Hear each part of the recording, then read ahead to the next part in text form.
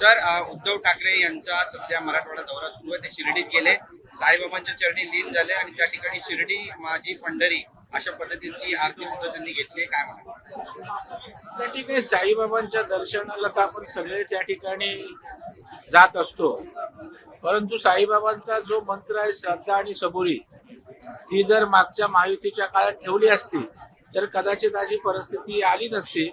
त्याच्यामुळे ठीक आहे, उशिरा जाऊन बाबांचा श्रद्धा सबुरीचा संदेश ते घेत आहेत, हे काही कमी नाही. पण डॅमेज कंट्रोलचा हा सगळा प्रयत्न 6 खासदार फुटल्यानंतर नाही, खरं म्हणजे आपण म्हणतो वराती मागून घोडे, हे अगोदर जर झालं असतं तर कदाचित अशी परिस्थिती सुद्धा उद्भवली नसती. काल त्यांनी भाजपवर टीका करताना म्हटलंय की बाबर जनता पार्टी नाही, मला वाटतं अशा प्रकारची टीका करत असताना आपली भाजप बरोबरची साथ सुटल्यानंतर वाटचाल पहा. निवडणुकीमध्ये त्यांच्या मिरवणुकीत हिरवे झेंडे नाचत होते. ज्या औरंगजेबाच्या कबरीवर त्या ठिकाणी वाद निर्माण झाला तेव्हा आंबेडकरांची बाजू घेणारे आहेत.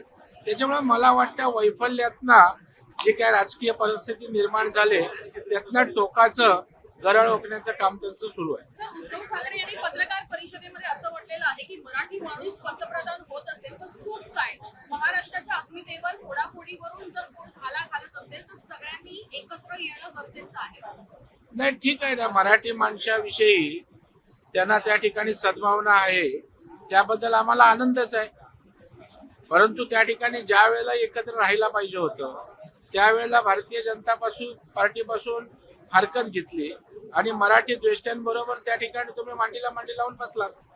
पुन्हा एकदा तुमच्यासोबत जवळीक करण्याचा हा सगळा प्रयत्न आहे का? ज्या पद्धतीचं विधान फडणवीस यांची काळजी वाटते आणि नितीन गडकरी संघाचा चेहरा असून पण त्यांना बदनाम करण्यात आलं. नाही, आमच्या पक्षामधली काळजी करण्याचं त्यांना कारण नाहीये. आमचं नेतृत्व सक्षम आहेत, देवेंद्रजी सक्षम आहेत.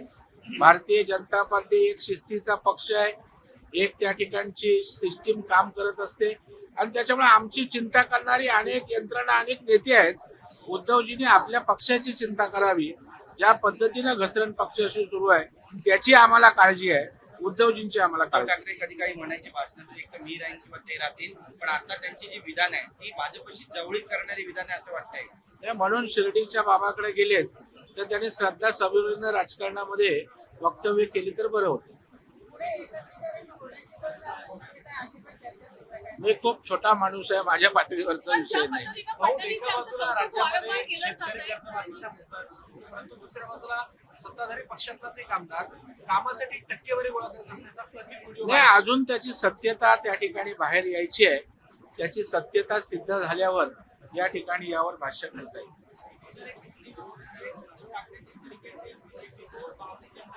बोललो ना आता.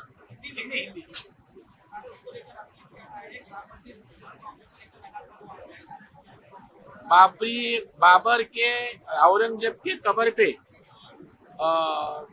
फूल डालने वाले अंबेडकर जिसने उदात्तीकरण किया उसका साथ देने वाले क्या बात करेंगे? इसका मतलब अभी वैफल्यग्रस्त उद्धव ठाकरे जी हो गए हैं, उससे ये बयानबाजी आता है। एनडीए की जो शक्ति है वो लगातार बढ़ रही है। जिस तरीके से ऑपरेशन टाइगर हुआ है, एमएलओ की बात हो रही है, किस तरीके से देखते हैं बीजेपी की ताकत को? नहीं, हमारी एनडीए की ताकत बढ़ती है, हमारा सहयोगी पक्ष शिंदे साहब की ताकत बढ़ती है। ओवरऑल देश में एनडीए की ताकत बढ़ रही है और महाराष्ट्र में भी एनडीए मजबूत हो रही है। यूसीसी को लेकर क्या कहना चाहते हैं? वेस्ट बंगाल में ड्राफ्ट रेडी हो चुका है, अब वहां पर हो रहा है, महाराष्ट्र में चर्चा हो रही है। मुझे पता नहीं कौन सा ड्राफ्ट हुआ है, क्या है वो देखने के बाद बात करूँ।